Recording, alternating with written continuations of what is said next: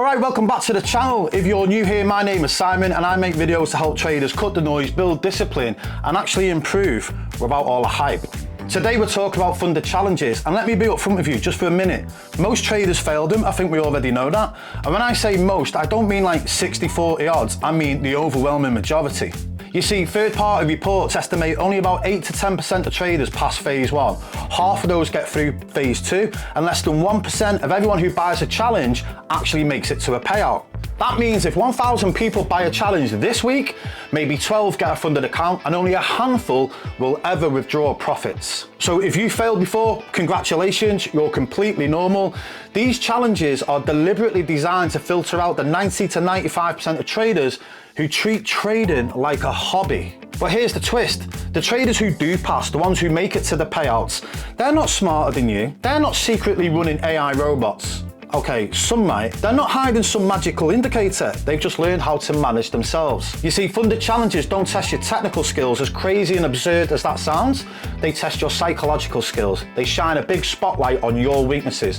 Overtrading, impatience, lack of journaling, poor routines, fear of missing out, fear of success, fear of failure. So in this video, I'm going to break down the 3 biggest reasons traders fail funded challenges, explain the psychology behind those reasons, including the deep stuff like limiting beliefs and your conditioning from your past, and then I'll give you the solutions that top performing traders use to overcome them. And if you get value from this video, please go ahead and hit that like and subscribe. It really helps me keep putting these videos out there for the people who need them. And also comment the word challenge below if you've ever failed a funded challenge. Trust me, you'll see how many people are in the exact same boat.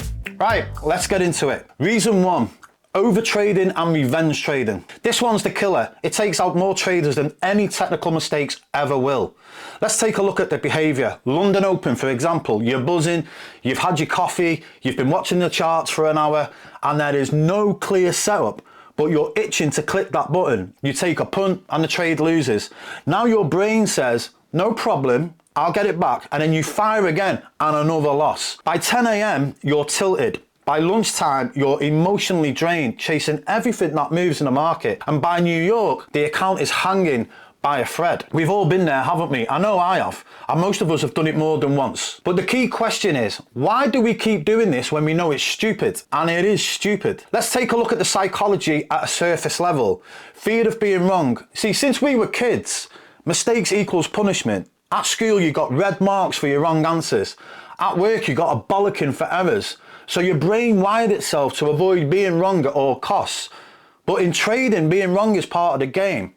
But your brain still treats it like life or death. That's why you can't just take a loss. You chase to try and fix it. FOMO, the fear of missing out, isn't a meme, it's biology.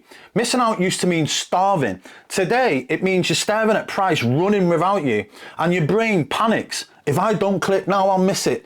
So you force the entries. Ego.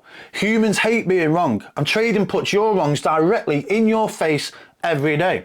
See, a red candle isn't just a loss, it's proof you were wrong. Your brain whispers, fix it, prove you were right. That's where revenge trading comes in. So let's take a look at the deeper psychology. Fear of success. Sounds backwards, right? But it's a real thing.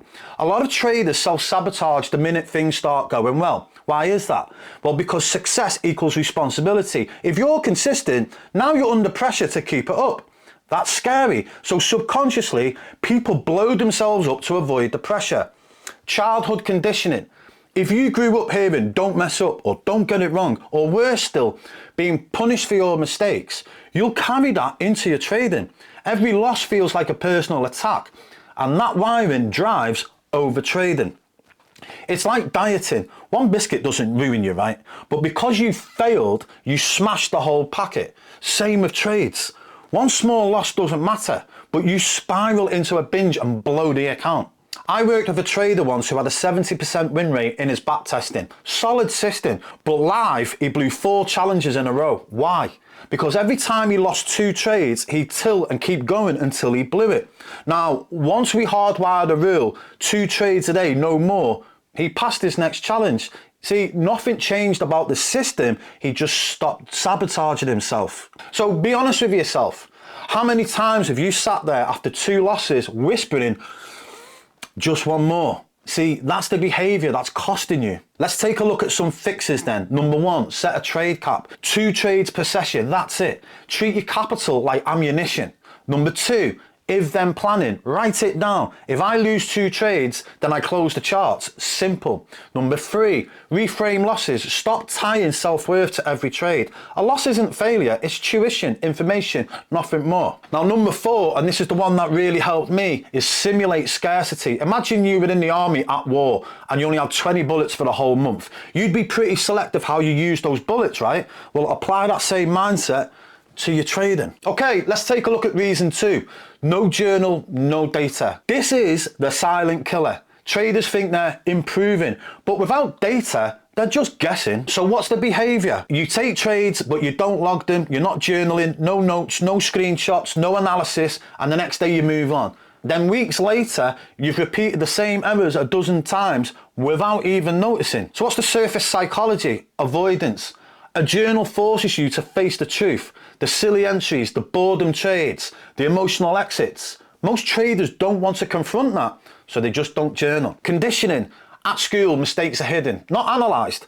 At work, you're told to fix it and move on. Nobody teaches how to review deeply, so traders don't. Accountability. A journal removes excuses. It shows you black and white evidence that the system works, but you don't. And that's painful to admit. Maybe you just felt that now as I was sharing that with you. So what's the deeper psychology? Identity conflict. If you journal and you see the same mistakes 10 times, you can't blame the market anymore. You have to admit it's you. And for a lot of traders, that is crushing to the ego. So they just avoid it. Fear of failure exposure. Some traders would rather not know they are inconsistent. They want to live in the illusion that they are nearly there. A journal destroys that illusion, which is why so many avoid it. See, trading without a journal, it's like trying to get fit without ever weighing yourself, tracking your calories, or logging your workouts. You might feel like you're improving, but you've got no proof to back it up. I coached a trader once who thought his strategy was completely broken. He failed 3 challenges and was ready to throw it all in, completely walk away. We reviewed 30 trades in his journal together, and it turned out the system was fine. He just broke his rules on 40% of his trades.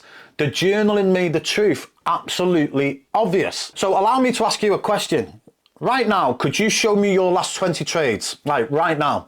Entries, exits, screenshots, reasons for entry, confirmations. If you're not, you're trading blind.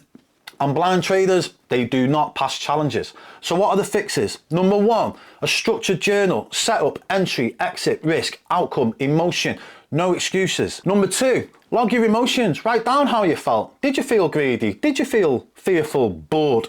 That's your real edge. Number 3, batch reviews, look at 20 trades together, spot the patterns. That's where you find the leaks. And number 4, weekly reflection. At the end of every week, review the why behind the trades.